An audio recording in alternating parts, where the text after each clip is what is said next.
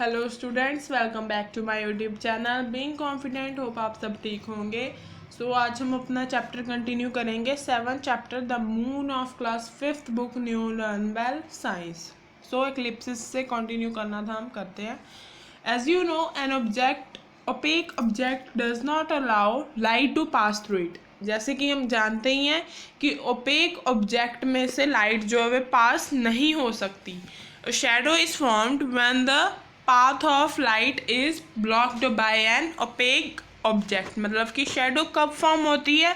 जब path of light जो है वो ब्लॉक कर दी जाती है, किसके द्वारा? ओपेक ऑब्जेक्ट के द्वारा।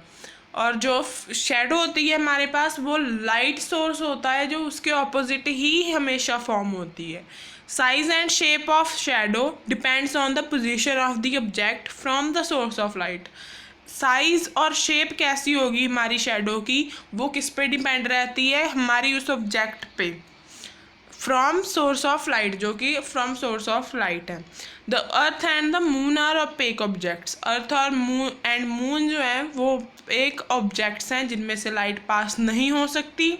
When sunlight falls on them, their shadows are formed। और जब सनलाइट फॉल मतलब कि जब उस पर सनलाइट पड़ती है तो वहाँ पे क्या होती हैं? उनकी शेडोज फॉर्म होती हैं। And eclipse is a shadow that makes the moon or the sun fully or partially invisible for some time। eclipse क्या एक shadow है जो कि मून और सन को fully या फिर partially invisible कर देता है कुछ समय के लिए। When the moon and the earth come in the straight line with the sun, they cast their shadow on each other depending on whether the earth or the moon is in front of the सन। ये हम आगे भी पढ़ेंगे। This is how eclipses अकर। मतलब कि जब moon और अर्थ वो स्ट्रेट लाइन में आ जाती हैं, किसकी स्ट्रेट लाइन में? सन के साथ स्ट्रेट लाइन में आ जाती हैं, तो उनकी जो शेडो है वो क्या होती है? शेडो पड़ती है उस पर। वेदर द अर्थ और moon is in the front of the earth. मतलब उसकी शेडो जो है वो अर्थ और मून पे पड़ जाती है, जिससे वो इनविजिबल हो जाता है। और ऐसे ही हमारी एक्लिप्सिस जो है वो ऑकर होती हैं।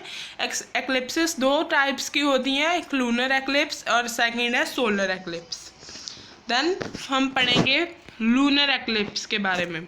When the earth comes in between the sun and moon, it blocks the sunlight from reaching the moon and casts its own shadow on the moon। This is called the lunar eclipse और eclipse of the moon। मतलब कि जब अर्थ जो है वो सन और moon के बीच में आती है तो it blocks the sunlight. Sunlight block कर देती है ताकि वो सनलाइट मून तक ना पहुंच सके, और इसकी शेडो मून पे ही बन जाती है।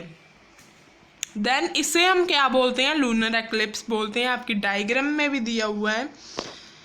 देन लूनर एक्लिप्स जो है वो पार्शियल भी हो सकती है और टोटल भी हो सकती है। मतलब कंप्लीटली भी वो मून को हिडन कर सकती है और कुछ पार्ट भी मून का वो इनविजिबल कर सकती, मतलब कि कुछ पार्ट भी हमें दिख सकता है।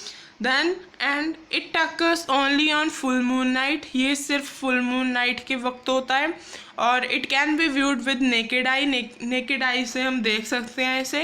Every year there are at least 2 lunar eclipses. मतलब कि साल में 2 लूनर एक्लिप्सिस होते ही हैं। देन आ गया हमारा सोलर एक्लिप्स।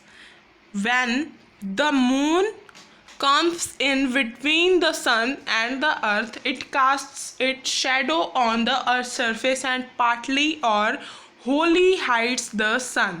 मतलब कि जब मून सन और अर्थ के बीच में आ जाता है तो इसकी शेडो जो है वो अर्थ की सरफेस पर पड़ती है, पार्टली या फिर पूरी तरह से, जिसकी वजह से जो सन है वो छुप जाता है। इसे हम सोलर एक्लिप्स बोलते हैं। सोलर एक्लिप्स जो है वो takes place only on the new moon day पे। ये मतलब कि यानी कि मतलब ये सिर्फ न्यू मून डे पे ही सोलर एक्लिप्स हो सकता है। And it is very short duration. बहुत ही कम समय के लिए होता है, कुछ मिनट्स के लिए ही होता है। सोलर एक्लिप्स जो है वो पार्शियल भी हो सकता है, टोटल भी हो सकता है। और इसमें क्या होता है कि सन जो है रिंग की तरह अपीयर होता है जब पूरी सोलर एक्लिप्स हो तब। देन हमारी आर्टिफिशियल सैटेलाइट्स, उसके बारे में पढ़ेंगे हम।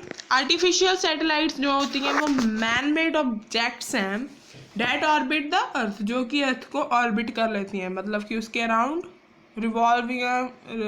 रिवॉल्व करती हैं, ऐसे बोल सकते हैं, एक पाथ में चलती हैं, ऑर्बिट पाथ होती है। These satellites are launched by powerful rockets in order to overcome the earth's gravity. ये सैटेलाइट्स जो हैं वो लॉन्च की गई थी बाय पावरफुल रॉकेट्स के द्वारा, ताकि ये अर्थ की ग्रेविटी को ओवरकम कर सकें। Then Sputnik I was the first man-made satellite launched by the Russian scientists. Sputnik जो थी ये फर्स्ट मैनमेड सैटेलाइट्स थी जो कि रशियन साइंटिस्ट के द्वारा लॉन्च की गई थी। और Aryabhata was the first Indian satellite, Aryabhata first Indian satellite थी जो कि 1975 में लॉन्च की गई थी। Bhaskara, Rohini, Apple, INSAT 1A, INSAT 1B, IRS 1B are some, ये कुछ दूसरी सैटेलाइट्स हैं जो कि इंडिया के द्वारा ही लॉन्च की गई हैं। आर्टिफिशियल सैटेलाइट्स जो हैं वो कुछ पर्पसेस के फॉलोइंग पर्पसेस के लिए यूज़ की जाती हैं, जैसे वेदर फोरकास्टिंग के लिए, कम्युनिकेशन के लिए, और एस्ट्रोनॉमिकल पर्पसेस के लिए, एजुकेशनल पर्पसेस के लिए, नेविगेशनल पर्पसेस और बाकी साइंटिफिक रिसर्चेस के लिए। सो ये था हमारा चैप्टर 7। अगर आपको वीडियो अच्छी लगी हो लाइक करना, सब्सक्राइब करना मत भूलना। Thank you for the cooperation.